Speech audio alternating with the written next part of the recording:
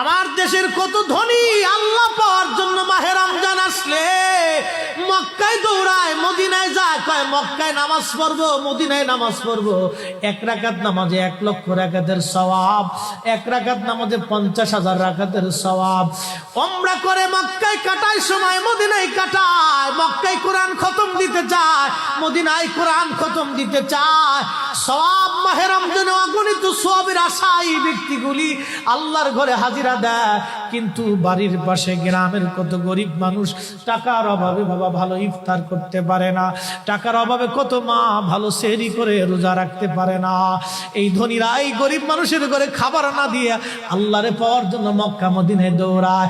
আল্লাহ ডাক দেখো, বান্দা একবার মরে দেখ, কায়দা মতো জুতা দিয়ে পিটামো, আমার বান্দারা না খেয়ে ইফতার করবে, আর তুই আল্লাহ পাওয়ার জন্য মক্কায় আইছো, এমন আল্লাহ আমি ধরা দেব না।